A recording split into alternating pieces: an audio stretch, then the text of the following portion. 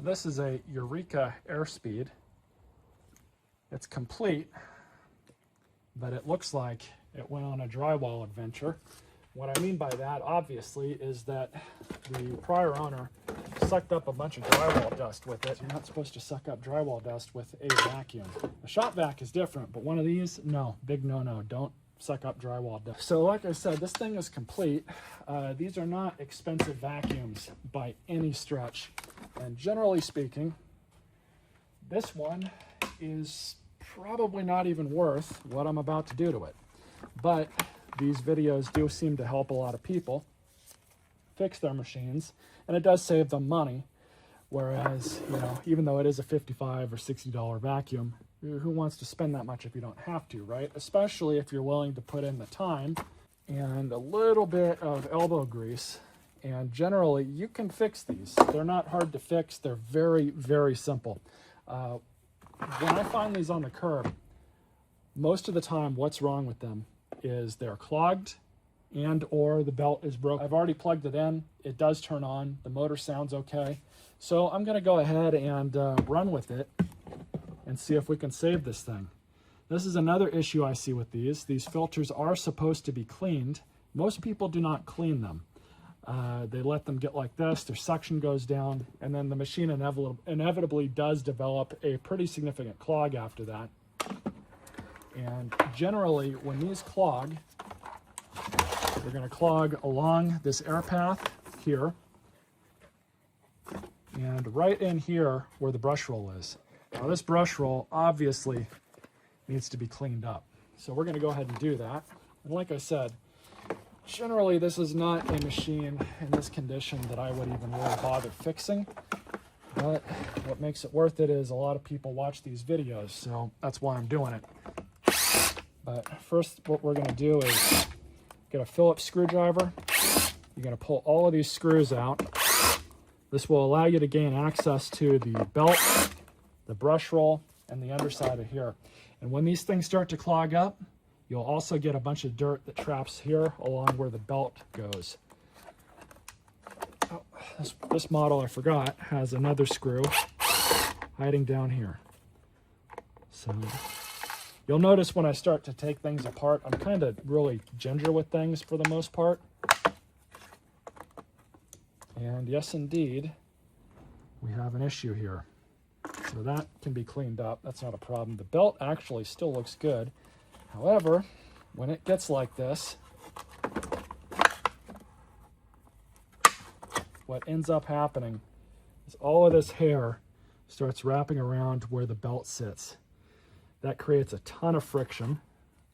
I don't even know what that is. It creates a ton of friction, and what it will do is it will inevitably start melting this part of the brush roll.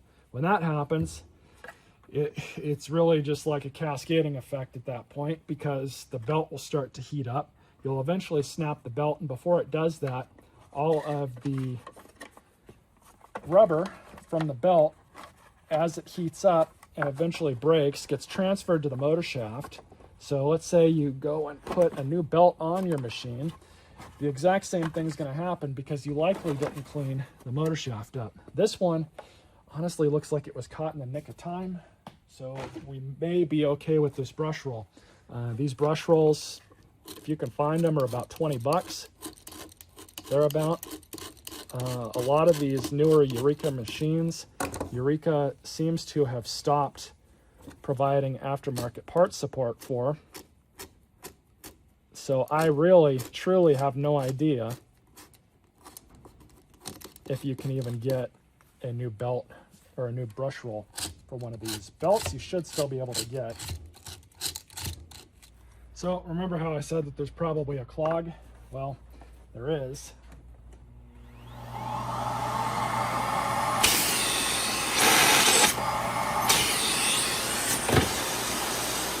You can tell by how the motor changes pitch. So I'll show you all how I like to clear clogs on vacuums like this. And this will be similar for a Bissell, any of the other Eurekas, really any bagless cheap vacuum. And sure enough, you got a clog. What do you know? So these are a little easier than a clog anywhere else. What I like to do is get something kind of long and pointed and stick it down here. Try and push it through. Sometimes it'll go, sometimes it won't, but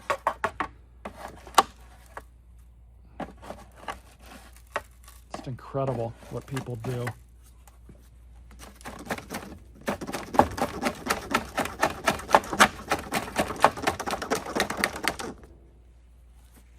Do that.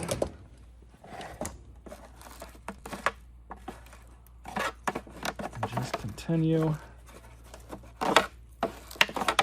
trying to clear this out.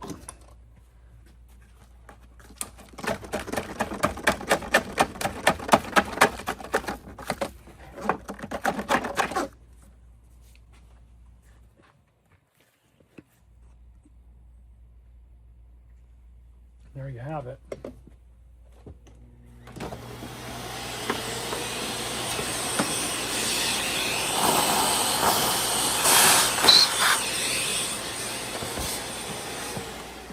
Get you all a video on how to service one of these to at least clear a clog. And by the way, this is very, very common. I see vacuums like this at the curb all the time where they're just neglected, abused, and unfortunately it's just the way things are nowadays. But I was able to clean this brush roll off, and it's actually pretty healthy, surprisingly enough. So we're just going to throw this belt back on. The belt still seems okay. If I had another belt, I would probably change it.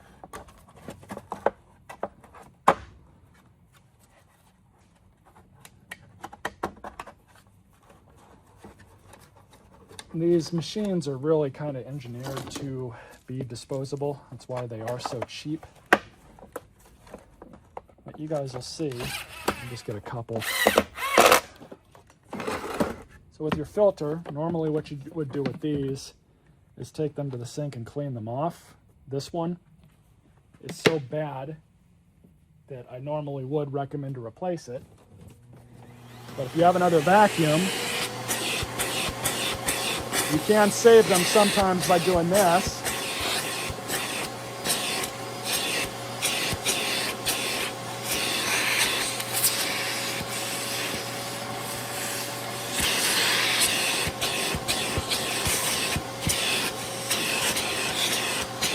You can at least get a little bit more life out of it. Obviously, go and clean this out at the sink, let it dry.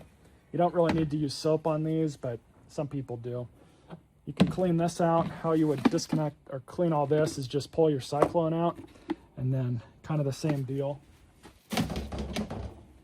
Take it to the sink, warm, soapy water will clean all this stuff out really well. This thing, like I said, I'm not going to bother doing that because there we go. So just like that.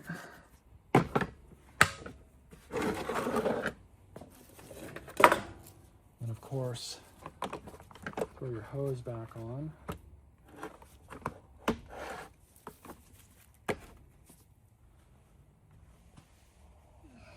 As well as the handle.